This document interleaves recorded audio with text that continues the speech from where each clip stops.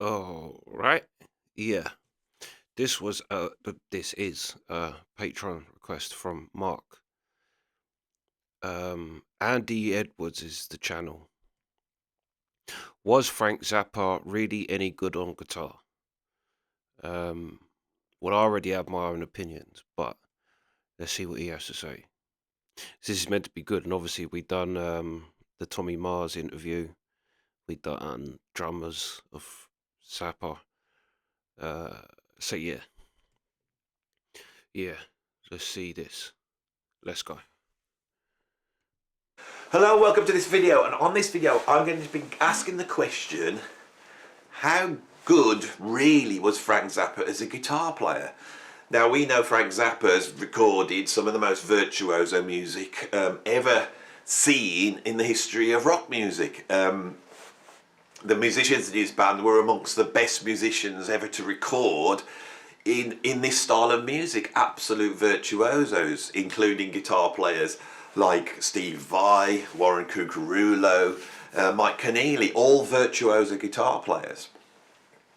Now, if we look at the recent list that Rolling Stone put out of the greatest guitarists of all time, Frank Zappa made the list. So you might be asking, why is Andy asking this question? You know, surely he's perceived as being a great guitar player. Well, I think his reputation as a guitarist he's undervalued, basically. That's what I believe. I think he should be mentioned in the same breath as a Jimi Hendrix or a Jimmy Page. And I think there's a number of reasons why he isn't, and I want to explore that on this video. This complaint against Frank Zappa has come to me more from my associates, musicians I've worked with. It's very rare that guitarists will mention him as an influence, for example, and when I do discuss his guitar playing with other guitarists, they often will complain they find him messy, right? That technically he is not on the same level as, say, an Yngwie Malmsteen or a Frank Gambale or an Alan Holdsworth. And I think... But I've said that before in Zappa reactions, that I can understand where people are coming from with that, but only because you're not listening all the way. Like, and I compare it to Neil Young's Down by the River. If you listen to the solo in Down by the River, if you drift away from it and come back, it will just sound to you like madness. But if you actually follow note for note of the whole solo, then yeah, you will understand. And I think Zappa's the same. That sort of comparison is unfair. Now, if we go back and look at the sort of beginnings of Frank Zappa emerges in 1966 onto the scene with the album Freak Out. That album was recorded in 1965. Freak Out was an absolutely groundbreaking album, and I think that's undervalued in terms of rock history, of how important and influential that album was. On that album, he pioneered so much stuff. It's almost too numerous to mention, but it's the first double album. It's the first album to really explore improvisation in a rock context. It's the first conceptual album. It's the first album to sort of bring classical influences in. It's the first album to push the studio, push multi-tracking and overdubbing, of creating strange sounds in a studio environment. It just goes on and on and on. Freak Out is an absolutely groundbreaking, innovative album. And Frank Zappa's guitaring is also on that level. Frank Zappa emerged in 1966 playing guitar solos, really before the likes of Jimi Hendrix or Jimmy Page or Jeff Beck have emerged. He's a pioneering guitar player, and it's his innovations, I think, with which we need to judge him, not so much judge him in a technical context. Now, if we look at rock guitar at that time, rock guitarists are really coming out of the blues tradition. There's plenty of virtuoso jazz guitarists, but the rock guitarists that emerged in the 1960s and changed the face of guitar, people like Jimi Hendrix and Jeff Beck, they're really coming out of the blues. Now, Zappa also was drenched in the blues. And he takes the blues and he moves it to an area which very few blues guitarists have done.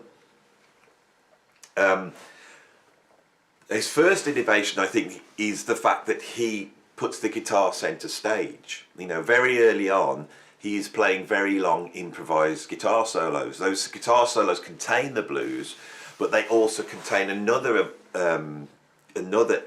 couple of innovations, I believe, which is firstly his commitment to improvisation, and actually looking at areas of free improvisation, seeing the guitar as an instrument to create sounds. This is something that Hendrix did, and Hendrix gets the credit for this. So there's a story that Hendrix popped over to see Frank Zappa, and Frank Zappa showed him a wah-wah pedal, and Hendrix took a shine to this, and he took it off, you know, and he took it into the studio, and he recorded perhaps the greatest use of the wah-wah pedal, which was this.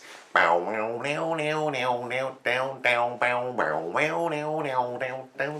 melody comes out of the innovations and interest that Frank Zappa had in using the guitar to create new sounds. And not only did he use effects to do this, but Frank Zappa also used the studio. He would often speed up his guitars to create very ornate, intricate melodies.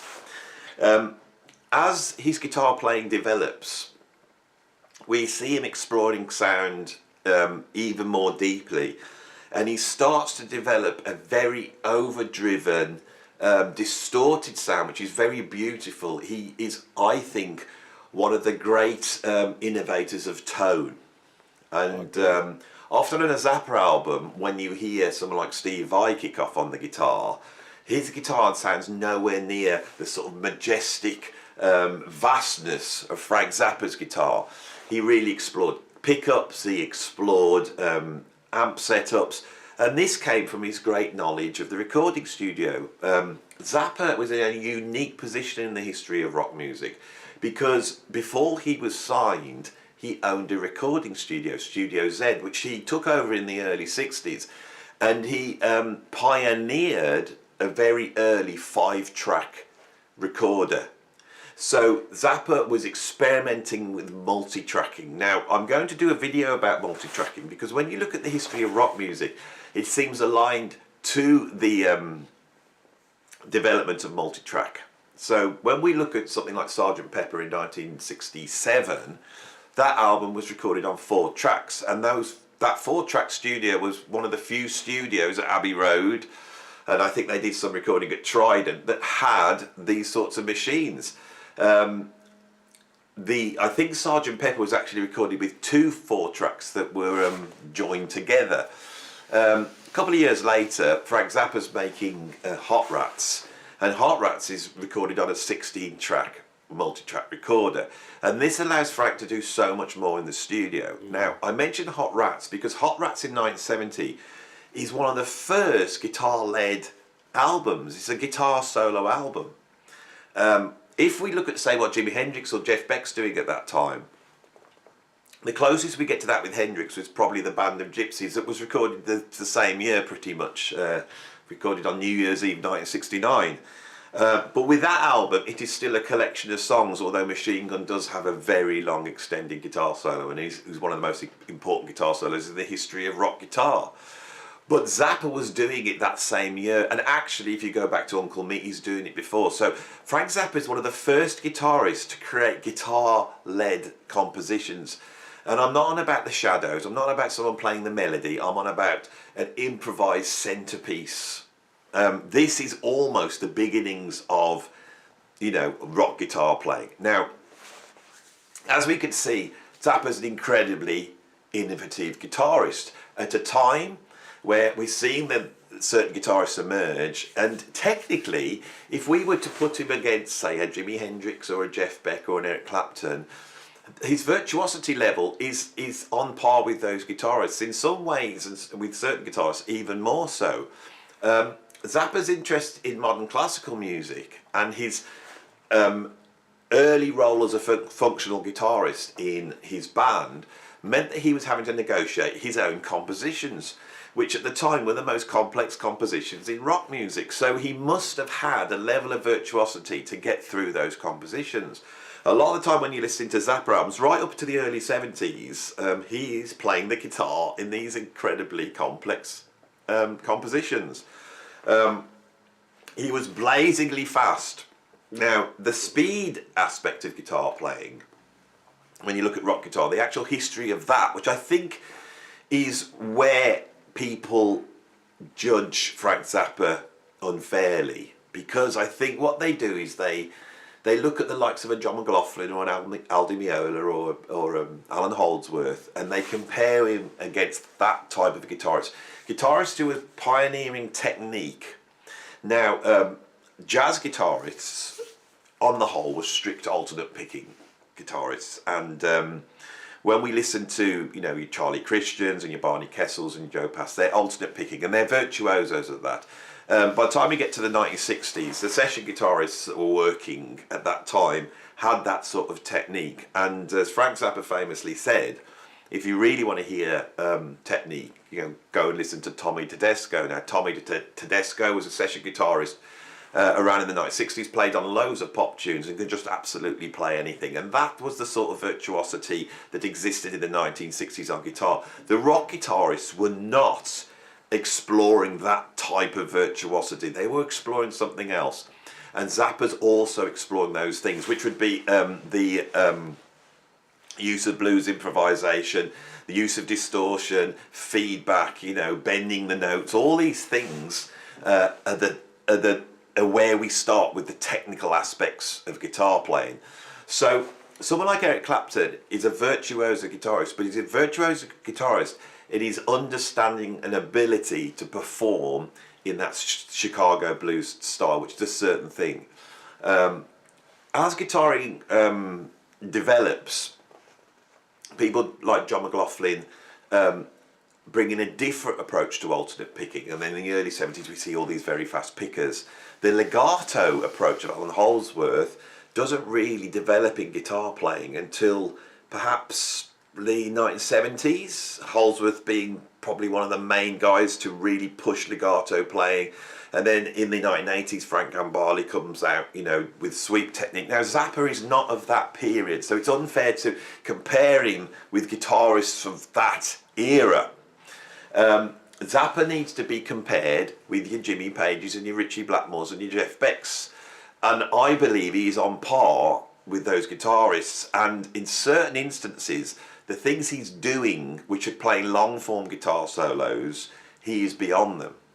Now, this is the central part of this video for me. I think Zappa is a truly great guitarist in his ability to play long-form guitar solos. He was fundamentally a composer, and he saw improvisation as instant composition. So when he's doing a guitar solo, right, rather than trying to show off his chops, he's trying to create a coherent, logical composition. And his ability to do that, the compositional chops he had, meant that he could play very interesting guitar solos that went on for a long time. I think the reason for this is because he had a wider palette of stuff. So Zappa would do things like he would trill. This is early, like tapping on the guitar, and this is something he doesn't get credit for. He would tap the plectrum at the top of the guitar, you know, create like a high pedal tone, and then move underneath, creating these incredible sort of fast harmonies. His picking was messy but incredibly fast, and he would often pick in using like quintuplets or septuplets. He would pick rhythms that were outside the normal compound or simple time. That's an absolute innovation there. But also, as the 70s develop, he's responsible for bringing in all sorts of altered scales into rock guitar improvisation. And this is something that Jimmy Page did to a certain extent. John McLaughlin was doing it to a certain extent, but Zappa really goes in there. His ability as a modal improviser, his ability to use sort of modal playing, to use sounds, noise, feedback. He had this incredibly wide palette that he would use in a compositional way to create very interesting long form guitar solos. Towards the end of the 70s, he starts to pull together guitar solos from live recordings. When Zappa went out, he took a multi-track recorder, and by the end of the 70s, he was recording almost every single gig. And he innovates in this area as well, because he, in doing this, he's able to capture these improvisations, which almost to him are like new compositions. And so we see later on, we see new tracks emerging that are actually created out of the guitar solos from, say, Inca Roads or Black Napkins. And he starts to pull these guitar solos together, and he does two things in the late 70s which are absolutely incredible. Firstly, he starts to organise these into a guitar solo-led triple album called Shut Up and Play Guitar. And I think this album, for me, needs to be seen in the same light that we would look at A Kind of Blue, for example, or A Love Supreme. This is a groundbreaking album in terms of improvisation, and it has a huge influence not only on rock music but on jazz. But also what he did, he would start to peel off his guitar solos. So if he'd done a guitar solo live and he liked it, he would peel that off onto a single track.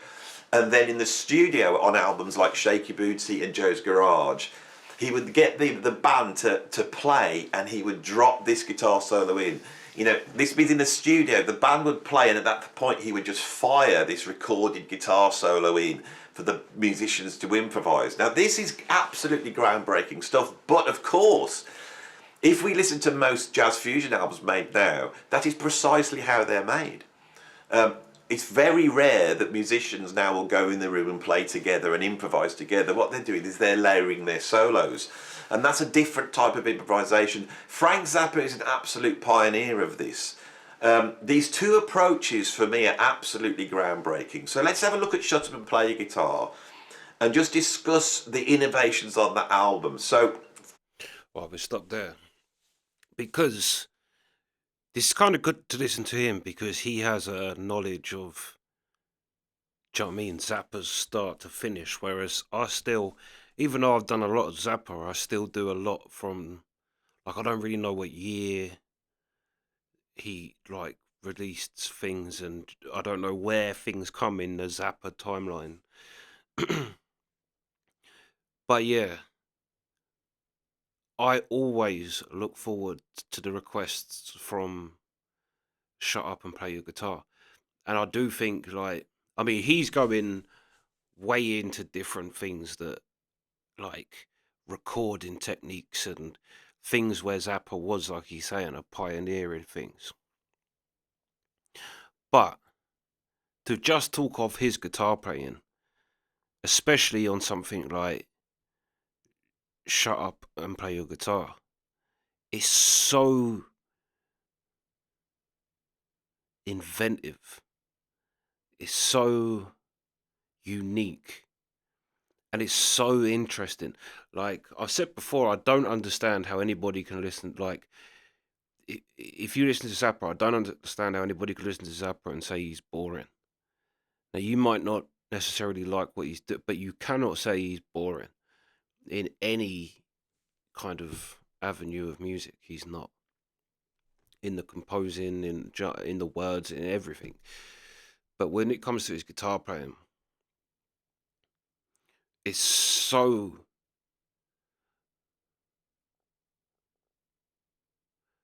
like, see, I'm thinking, I don't know whether I'd put him above other guitar players, because I don't think you can judge him in the same way.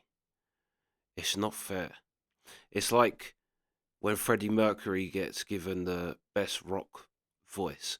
I don't think that's fair, because Freddie's voice isn't a rock voice.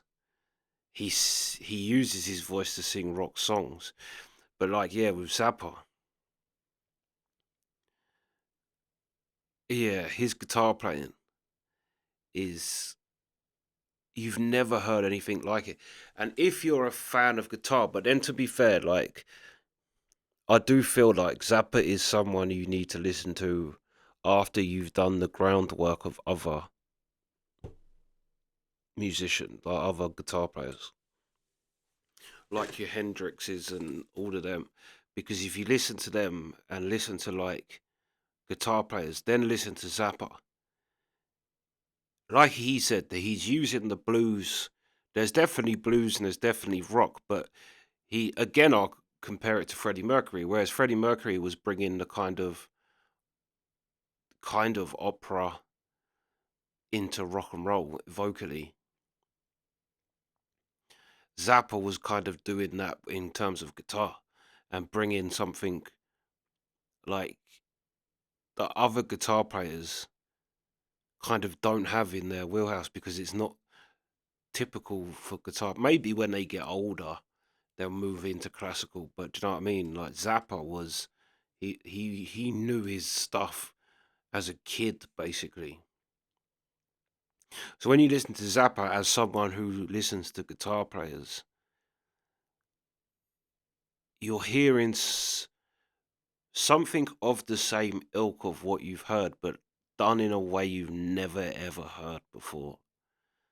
Which is why I think I I am surprised that he's not mentioned as the great guitar players. Like, it's always the same, like Jimmy Page is. Do you know what I mean? But Zappa definitely deserves to be on that list. But yeah, it's kind of hard to compare him to other, because no one, the only other person who I've come across to sound kind of similar is Frank Marino.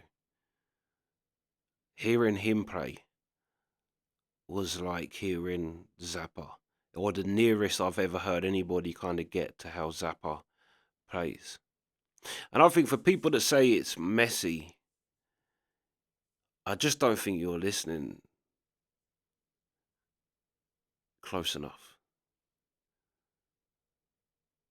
if that makes sense. Because I also think as well, you need to have a kind of understanding of guitar to really appreciate Zappa, because it's the deconstruction of the structure of guitar playing, basically. Bit like, again, I'll say like a Dylan, where Dylan, like, you take the Beatles, and the Beatles had the blueprint for a pop song, whereas you listen to Dylan and he, do you know what I mean? He hasn't got the same, like, same structural time, like perfect structures in his songs. So you hear like but he obviously knows of that. He has that, but he's also kind of deconstructing that to make a kind of more postmodern thing. But yeah, Zappa again, I'd say is similar to that, uh, in terms of a guitar player. But I can fully understand why people kind of, um, yeah, it's hard to compare Zappa to other guitar players, because his influences are so different to what the average guitar player's influences would be. But yeah, anyway, that's part one. I'll stop there. So I've got to take the dog out. But we'll finish it off tomorrow. But yeah, that's the reaction. So